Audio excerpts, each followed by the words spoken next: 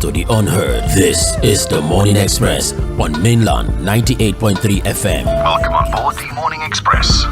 Good morning.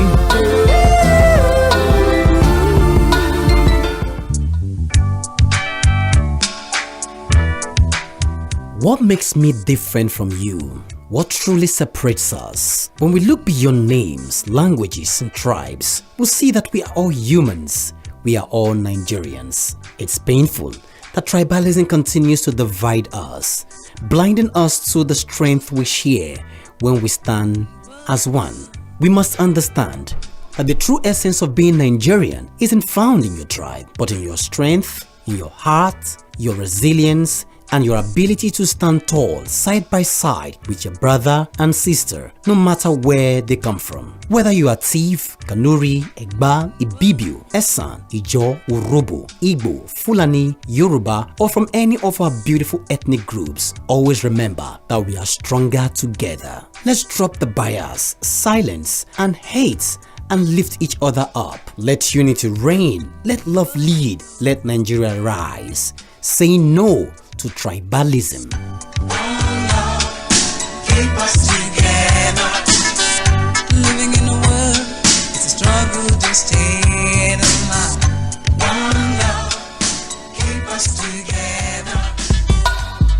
Knowledge is power, information is key, and that is why we aim to unlock the doors of opinion, unveiling the stories that need to be told. The Morning Express on mainland 98.3 FM from 5 a.m. to 11 a.m. as we invoke the thought-provoking discussion, tackle the tough questions, challenge assumption, and give a voice to the unheard. This is the Morning Express on mainland 98.3 FM. Welcome on board the Morning Express. Good morning.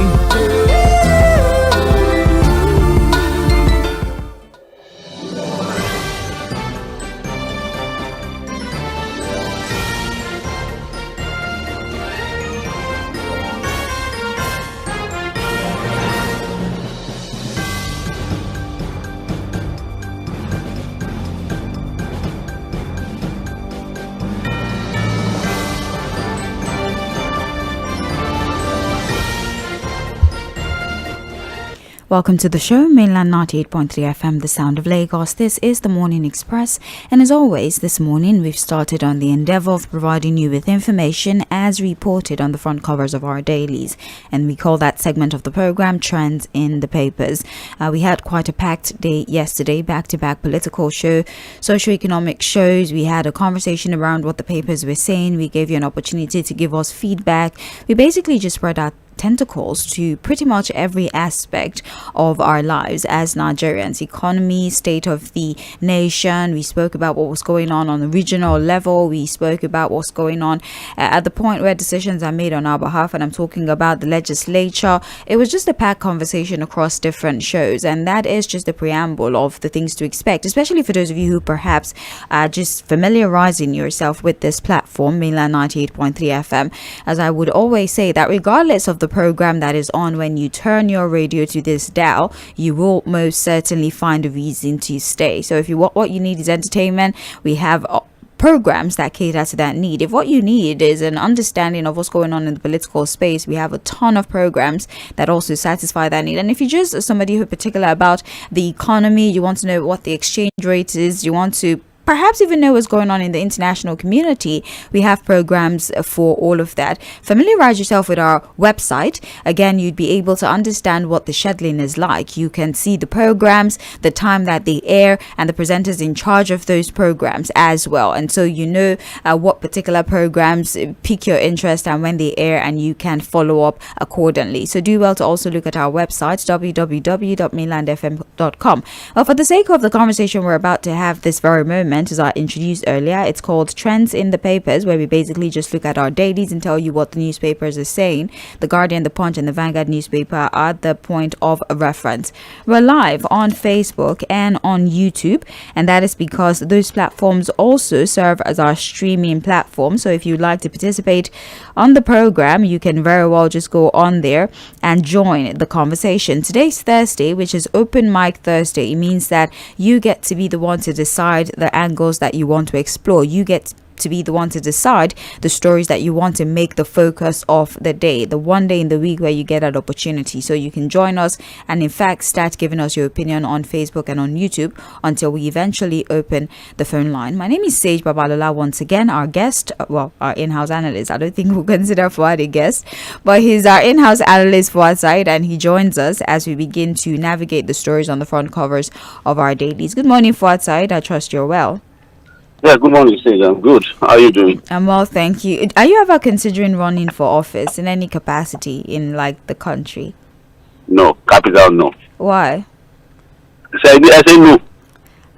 Why now? There has to be a reason for you I don't have to. I'm sorry. Okay. I'm not. At least for now, I'm not interested. I was just asking because of what you did for us yesterday. I'm saying if you ever decide to run for office, I don't need to see your manifesto. Just anything. So it's all about stomach infrastructure. Exactly. I'm part of them. Yeah. Okay, I understand now. So no. because of what you did for us yesterday, I'm like, if you ever decide to run for office, I don't want to see your manifesto. I don't want to hear anything I have to say out. Exactly. Please, though, Nigerians, don't be like me. Please listen to their manifestos and scrutinize it. This is just an inside joke, but thank you very much for that side. All right, let's look at the papers today. Unfortunately, again, I do the best I can to arrange the stories in a way that we start with something nice and then perhaps segue into more gloomy stories, but I did not succeed. That's the thing. I was not able to succeed in that endeavor, and so I have to talk about these stories in the manner of priority. And I think there's nothing else that takes precedence over the experiences of children, especially students at this time. They seem to be the primary target, or should I say the softest target of these assailants. And again, why this has become a trend is what I do not understand. I mean, we saw a time, which is such an unfortunate comparison to make. We saw a time where it was only high value targets that were being picked up, but now it seems like students have become the most productive, and forgive me for my choice of word, productive commodity to these persons. And I'm talking about the situation in Kogi State. I used the Punch newspaper for that report. Schools in some parts of the country closed early after fears of bandit attack spread. The schools were hurriedly shut down following an attack by bandits on the UBA secondary and primary school, Iluke, Kogi State, and a threat of possible invasion at learning centers in Edo and Niger State. This happened weeks after school students were abducted in Oyo State. By the way, that's about 29 days, 30 days actually now, 30 days of them being gone. For outside, that attack in Kogi State left about 3 persons killed. The deceased include Mr. Ganiu Anifowoshi, that's the vice principal of the school, Mr. Sunday Al Hassan. He's 70 years old. His designation was not necessarily specified, and a 6-year-old Sunday Ayele. The police say they were able to take down or neutralize a few of the assailants. However, the DSS also put out information that they were able to capture 2 bandits who had told them about plans to attack Edo North and also abduct students. The security information helps them to, in a way, provide heavy security to perhaps foil the kidnap attempt. Even schools in Niger State, they all had to close early. And for those who were writing their WAEC at this time, the examination, they've been said, well, they might not be able to stop the exam. However, the students will be heavily guarded throughout the duration of their examination. These are the recent reports and the effort of the security forces for outside. All right, Sage. Now there appears to be a pattern to this madness. Yeah. A pattern, and I think that you don't have to be a DSS official or a person who works for the intelligence community to know that, look, this is a pattern that clearly shows the intention of these guys. It appears that the focus is on our schools, and if you look at the number of schools that have been attacked in the last 1 month, Sage, you understand why I say, and I'm saying that this is clearly a pattern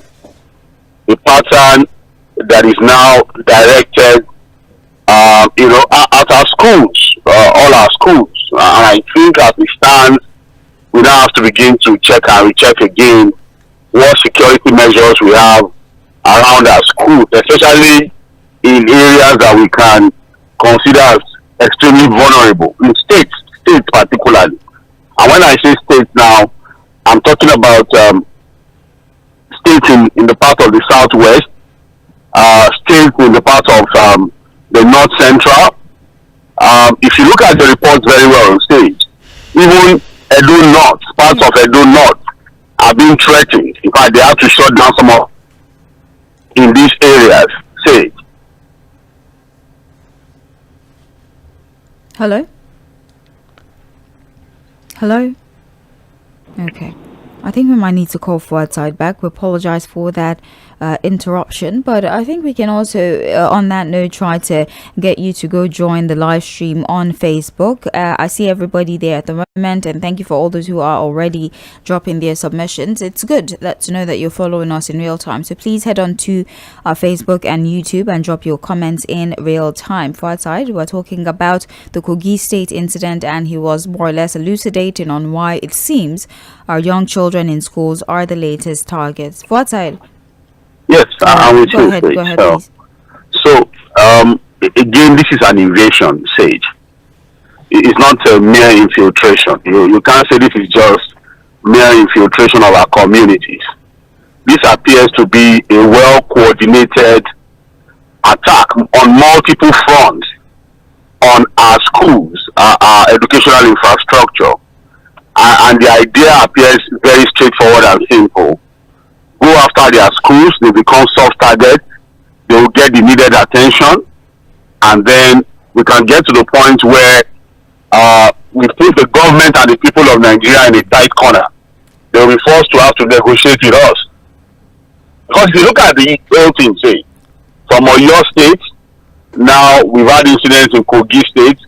The time Oyo happened, a similar thing happened on that same day in Borno State, right? Yes. Now, we also got news of some things around Katsina.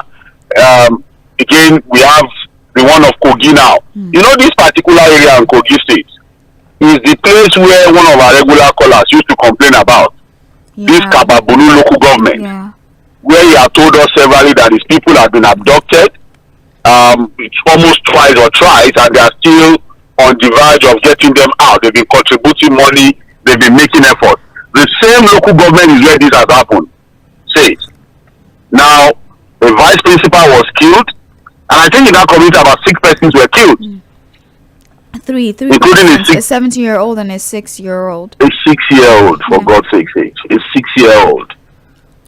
Pupil, who had gone to school, whose parents must have said, oh, goodbye, we are coming to pick you in the afternoon, or we'll wait for you to return home. You see, at the end of the day, this is not to begin to paraphrase it or try to say, oh, on the basis of patriotism, we should not tell ourselves the truth. Say, our government at all levels have failed us.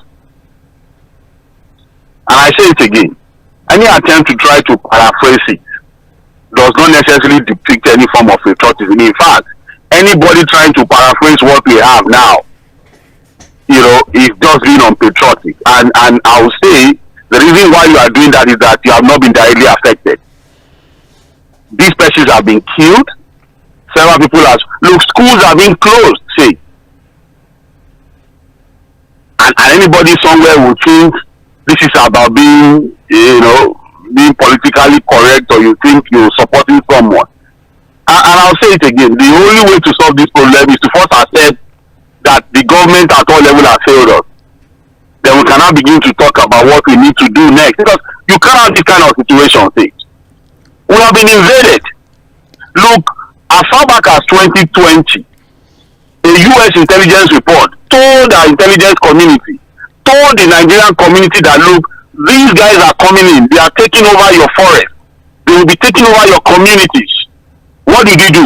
As far back as 2020 says, the report came, it warned us that some of these militants, some of these terrorists who are living the Maghreb region, all the way from the far Sahel, will be coming into different parts. In fact, the intelligence report talked about them getting as far as the southwestern part of the country. What did we do about it? We were busy playing politics, we were busy just, and at the end of the day, what is supposed to be the most important, the top on the list of what the government should do to the people, look at where we are. As now, look, a parent called me yesterday, said, and you know what he told me? He said, look, and that was after the news of this Kababuni Kogi State happened. And he said, look, I have children in different in schools, and I'm afraid every day that these stories come out, I think about my children who are in these schools. Because again, we talk about it, we analyze it, we move on, we can argue about it. Like they say, we see it half full or half empty. Look, whatever way you see it, it is because you have not been directly affected. If you are Ntokolumo, like they say in Yoruba language, the parents of these children, the vice principal that was killed said, what about the wife? What about the children of this man? Where will they be this morning as we analyze these issues? The 6-year-old, as we speak, it is 30 days that the Oyo 46 have been in captivity. Where they are now, the conditions they are, what has happened to them, the children particularly. You were here when we were reviewing the story of the 360 release in Borno State. Yeah. And they said that, look, from March till when they eventually released them, 6 children died of different ailments. And after they are released, they even took about 13 young boys, holding them back as insurgents and fighters. And the longer our people stay with these terrorists, the more problematic it becomes. The story is not going to end well. Where is our government? Where is the federal government, the state government, the local government to save us at this time? And that's why I said that, can we shut down everything politics for now? See? All of the stories around 2027, can we just shut it down? And begin to accept the fact that, look, we have been invaded. This is not to sound alarmist. What we have already is an alarm. It is telling us that, look, these guys have invaded us. They are everywhere. They are everywhere, and it appears our government is helpless. This is not to diminish the effort of the security operatives. In fact, they appear overwhelmed already by this problem.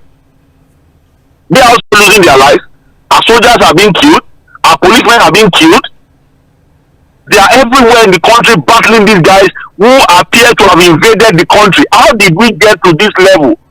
How did we find ourselves in this next stage? And in Edo State now, they have to shut some schools down. In Edo North. In Kogi State now, they are shutting down schools because nobody is sure of anything. If you look at the report in Niger State, the same story. They are quickly shutting down schools. The students who are writing WAEC have become a target. Our teachers are being killed. They are being beheaded. Where is our government? Forward the Punch is reporting right now that even Ogun communities are not immune to the rising spate of insecurity. A foiled abduction in the Fowowawo Ajerogun, I don't know if I said that name correctly, and Magwaitido community in Obafemi Obode local government area have fled their homes following a foiled abduction attempt that left no fewer than 6 people dead. Now, correspondents who visited the community on Wednesday observed that several houses and shops were under lock and key, while activities in the usually busy settlement had significantly reduced.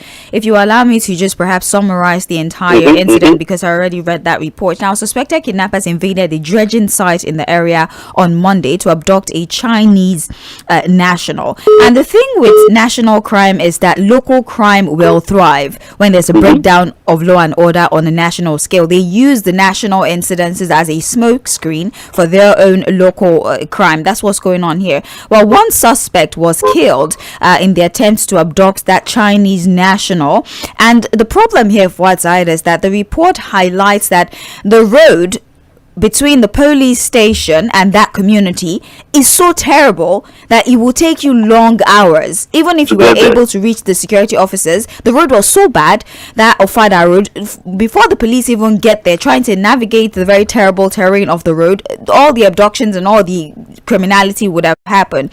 Now, these kidnappers, after a standoff, when they felt cornered, of the 4 people they had taken from that dredging site, they killed 3 of those people. They felt cornered. Obviously, it's harder to run away when you have weight on you. So they killed the 3 people that they had, 3 of the 4 people that they have on them. But cumulatively, that gun duel between the security operatives and the abductors resulted in 6 people dying. One of them, I believe, happened to be one of the suspected kidnappers. Now, Sid, when this thing happened on Monday, someone sent me a video of this particular situation. And the video was a soldier who was soaked in blood in a truck, who was, I think, being taken. He was shot in the leg. He was shot in the leg, yes. So the video was sent to me when the thing just happened, when they were trying to take away the soldier, I think, for medical attention. And the question is, they don't know what is happening. They had gunshots. Or is this an attempt to abduct people? Was it a fight? But now the report is saying that, look, some of the residents who witnessed some of these things have said that, look, these guys appear to be like the guys we are talking about, suspected terrorist bandits or kidnappers, as it were. And that what they had come to do was to abduct the Chinese national who was working in that dredging site. And that, look, the company dredging in that area had arranged for soldiers, I think 2 soldiers, to be part of the security operatives. So they killed one of the soldiers and injured the second one. There was a gun duel, right?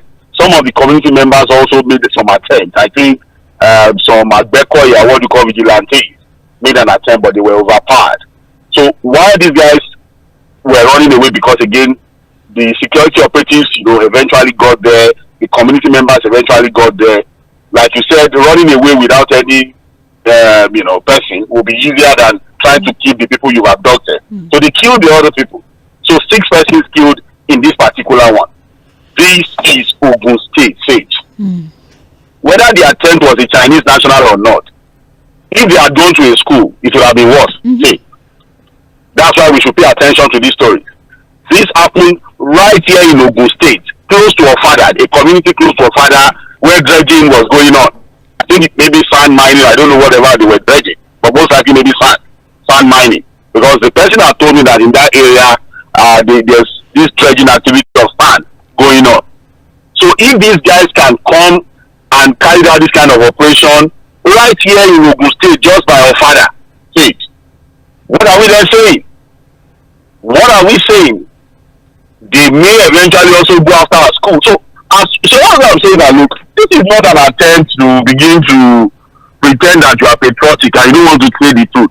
The truth is that, look, it appears that the government has lost control.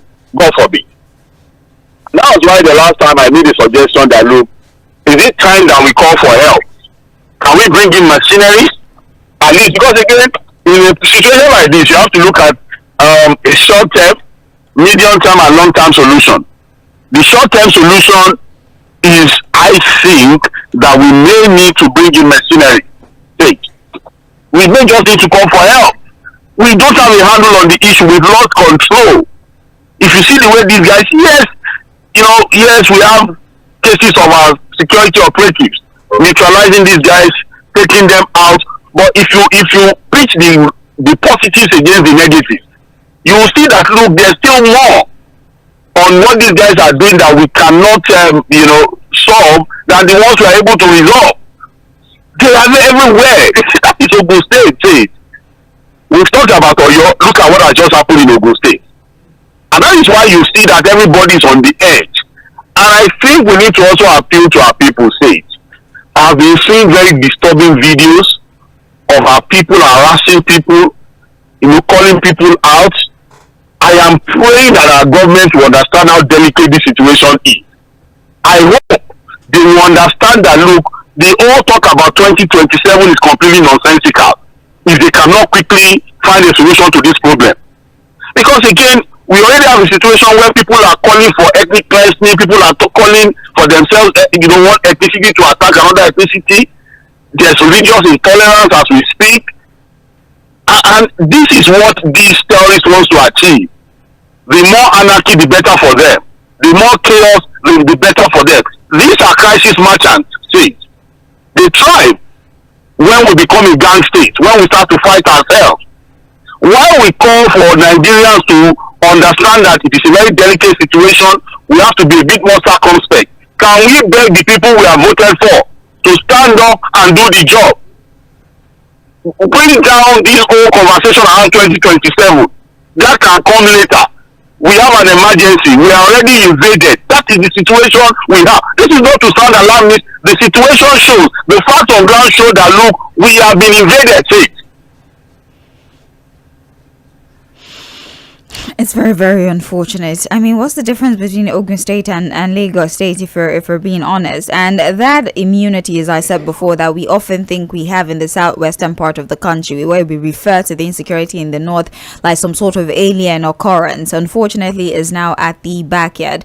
And imagine, as you said, if this was a school that was being attacked in Ogun State, you do realize that there would be limitations even for the security operatives, because when you're dealing with children, the gun deal would exactly the caution, the hint of caution, knowing that there were children there, would perhaps had left them at a heavy disadvantage. The only reason they were able to fight this hard was because there was, at least the casualty figure was a little bit less, or those who were abducted were lesser. If it was children, they'll be very careful about using their guns and all, so that these children are not hit. That's a more critical situation, and I don't know if we have enough training for that, which sort of leads me to the next story here in the Punch for outside.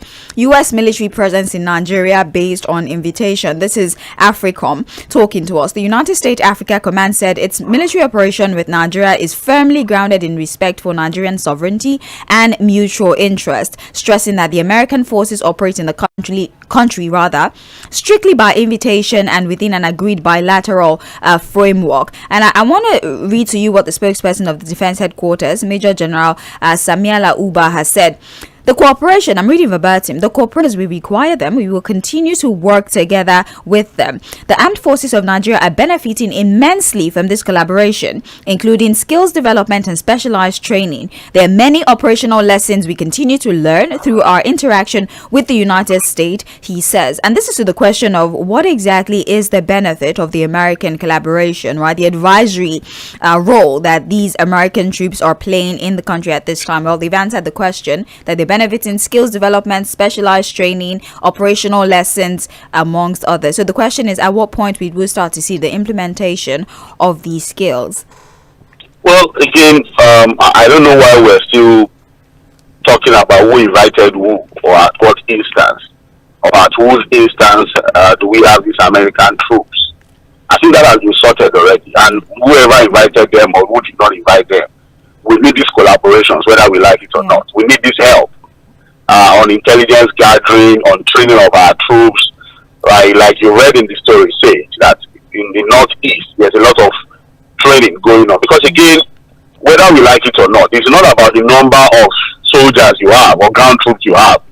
This is a fight against what you call insurgency, or what you call counter-insurgency. It's a new kind of warfare. Even the Americans are stepping up on understanding the activities of some of these guys. So whatever help we get from them, for me, it's a welcome development. The only thing is that, look, Americans will be a bit more measured in the risks they take. We still have to do a lot of the work. Clearing this mess will require that we step up on whatever we're doing. And apart from the US, can we also get help from some other places? What are we buying for equipment? You understand what I'm saying? The drones, the military aircraft, the helicopters, you know, are they beyond coming here and having an African command that can train and share intelligence with us? How willing are they to sell the needed equipment that we need to fight this war to us? See, because you know, when it comes to selling equipment, it's not just so easy that you get. There are a lot of things that you must sort out with the country that sells this equipment. We need to get some very good modern day equipment to fight this war. How willing is the US to sell? If the US is not willing to sell to us, do we have other markets where we can get these things? I mean, are the Chinese willing to sell it to us? Do we have the Russians selling it to us? The French government, you know? Yes. I mean, the arrangement with Turkey, I don't know if weapons procurement was part of that arrangement. And I do understand, because once upon a time, I think Obama refused to sell us weapons because there were concerns that these weapons were falling into the hands of the insurgents. So I think if we have an arrangement with Turkey, right, there's weapons procurement should be something that's heavy on that list.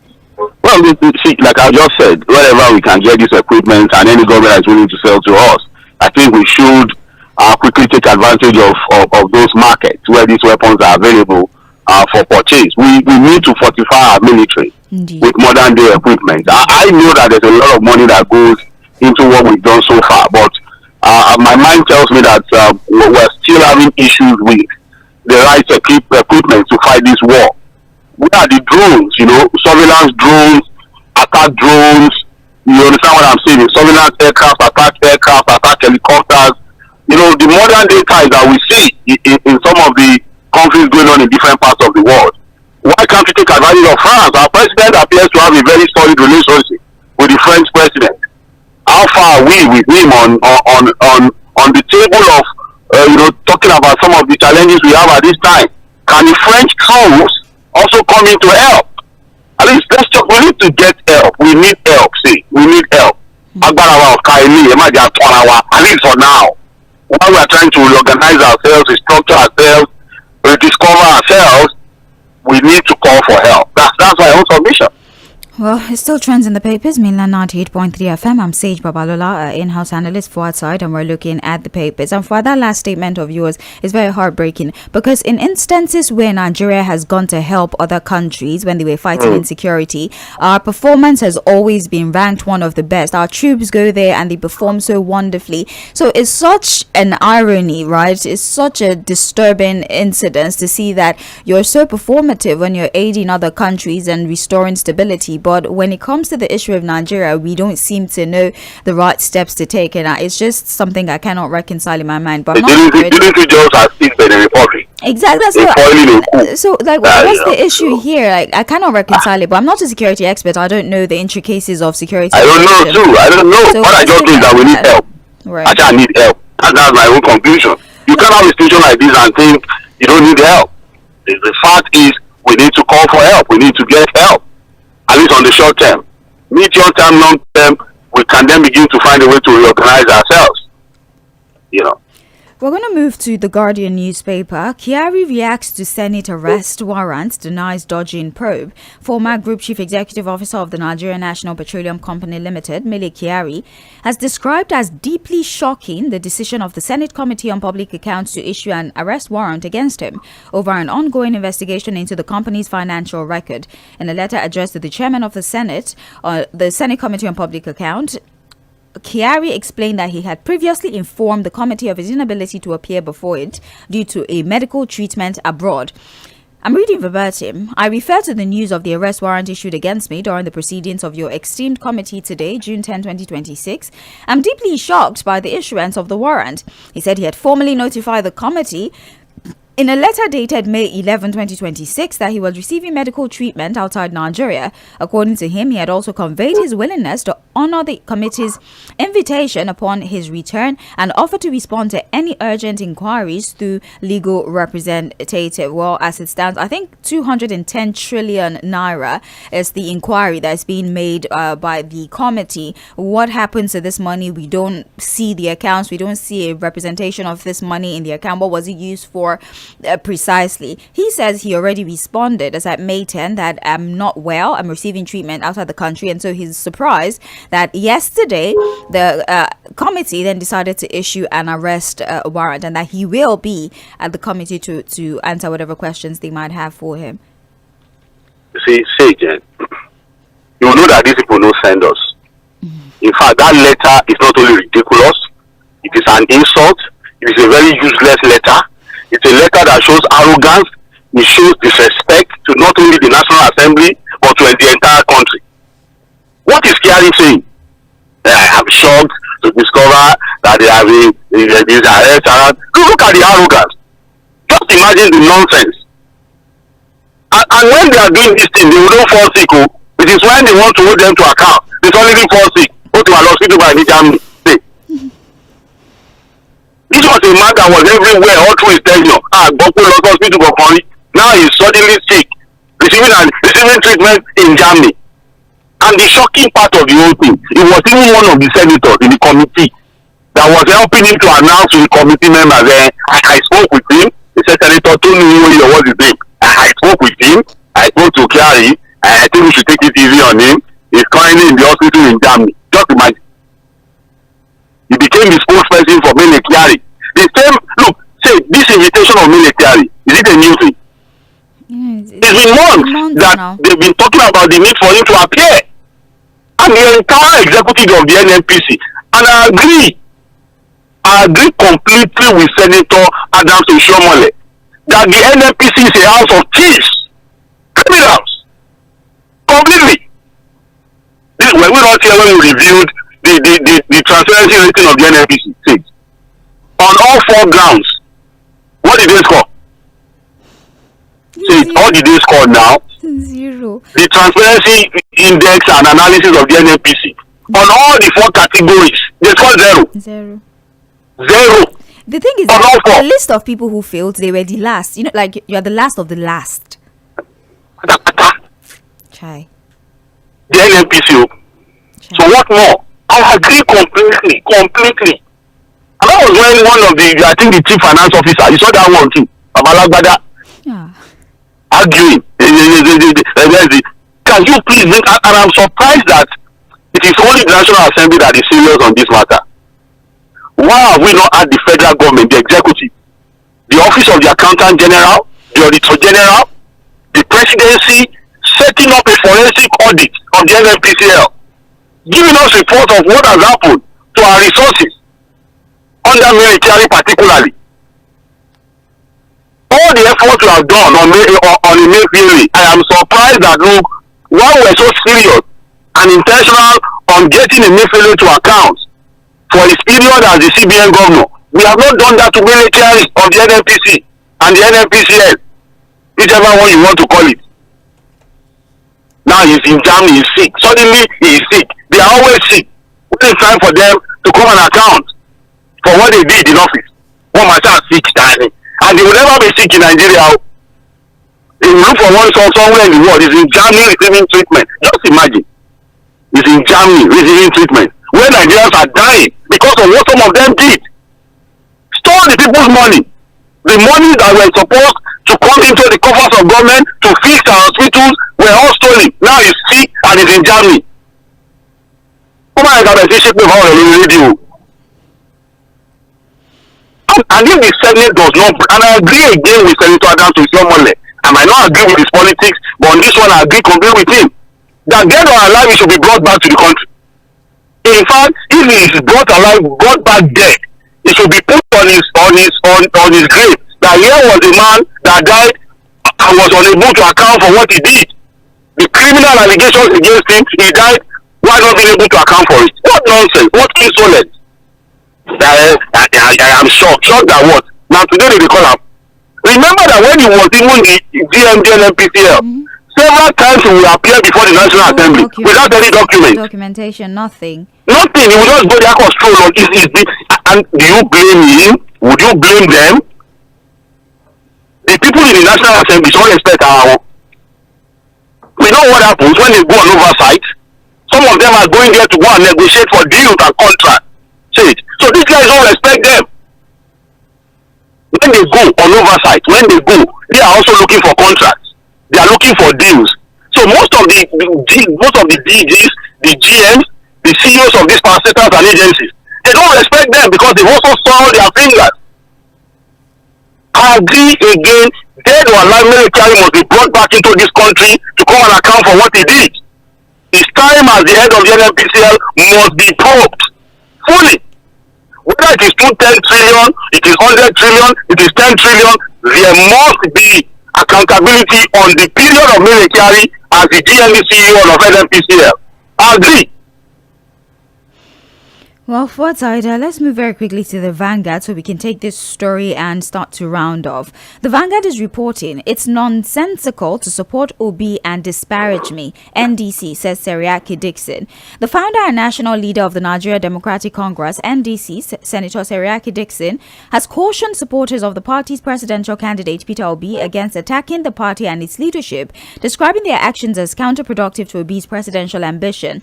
He was speaking during an interview on Wednesday and he dismissed claims of a crisis within the NDC and insisted that the party remains united despite disagreement arising from the recent primary election.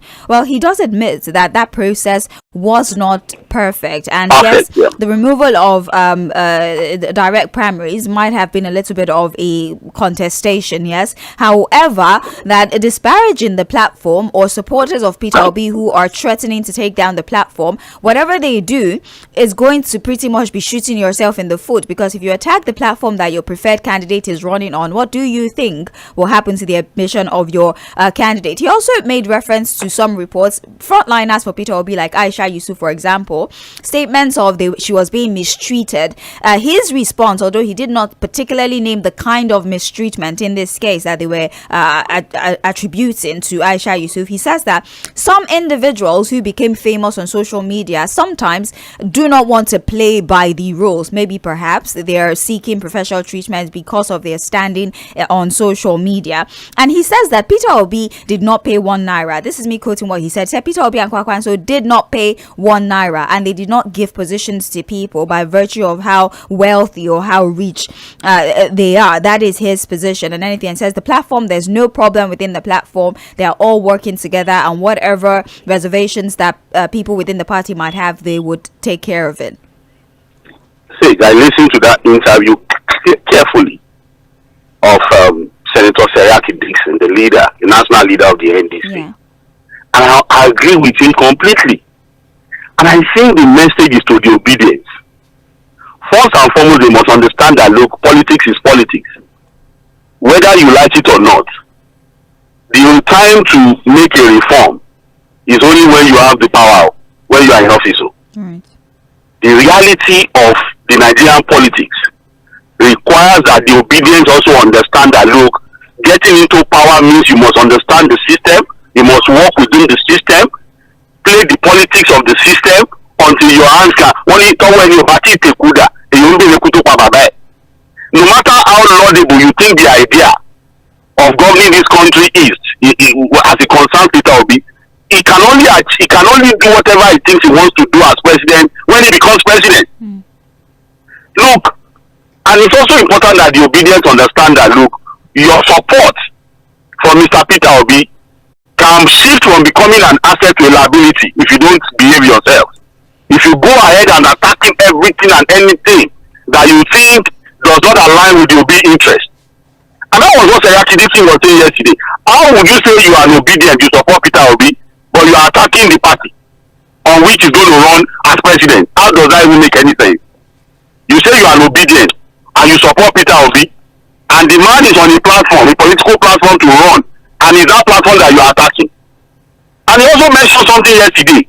Whether anybody likes it or not, and I'm sure Peter Obi himself knows, as a well-grizzled politician, that the Nigerian politics requires money. You need money. And need your work. Don't be deceived. All these are not against CCCC. It does not work with the Nigerian politics. To put an effective political structure in place across the country, in all the 77 local governments of the country that can stand, knock on the door, get the votes out, you need money. Look, Seriake Dixon was saying something yesterday that, look, okay, if you say you are of the NDC and you want to become a governor in Nigeria, and you say, oh, you want the ticket of the party, so that because you are so popular on social media, will that automatically win you an election? Whereas you will be going against an APC governor that takes about 70 billion every month in allocation. See, you will be going against a governor of a state that receives 70 billion. This is not saying you must have 70 billion every month, but at least you must have some amount of money. You must be able to convince the party that when it comes to spending money to mobilize people, to get people out, to put structures in place, you have the money. It's not just about being on social media. You have to be realistic. You see that there are people who keep complaining about the obedience. That sometimes they appear too toxic to understand the political realities of Nigeria. They must take caution. They must calm down. And that was what Seriake Dixon said that, look, when he founded the NDC, if he wanted to, he could have also run as president. Maybe he's a former governor, two-term governor, a senator. He didn't also qualify to run as president. But for him to give his platform to Peter Obi, the people at least must appreciate what he has done and stop attacking the party. They must understand that the party needs money, and so if there's a bit of preference to to people who can bring in the money so that the party can run effectively. So be it. Is that not reasonable enough? Say, becoming a president, you think it's a social media thing? Yes, the social media presence is important. What about the groundwork? Say, you need money to do the groundwork. That's what the man was saying. Well, that is the situation. We do not necessarily have any more time. We have the EFCC chairman also talking about why people are still spending more money than penned down by the Electoral Act when it comes to campaigning and all that. Says they are spending more money. You see governorship aspiring spending 30 billion naira. Just what can he do about it? What can he do about it? I don't think that there's a provision for what they... I think they can only proceed. I don't even know what they can do. How can they do? I don't know what they can do, honestly. But then they're spending too much money, and that's why they often get the... What can he do about it? What is he doing about it? But what can he do, really, under the ambits of the law? Who are the first culprits of overspending on elections? Would it not be the... I beg say let's not just... Oh yeah, sorry. Let's go. We need to go for a break right now for outside. When we come back, we'll open the phone lines and then we can have a conversation. Thank you for your analysis as always. This is the Morning Express. We're going on a break. We'll be back by 8:40 for Mainland Focus. As I said, today's Thursday, is Open Mic Thursday. So just let's have a conversation. Tell us what's on your mind, and you can as well refer to some of the stories we spoke about this morning. Don't go anywhere.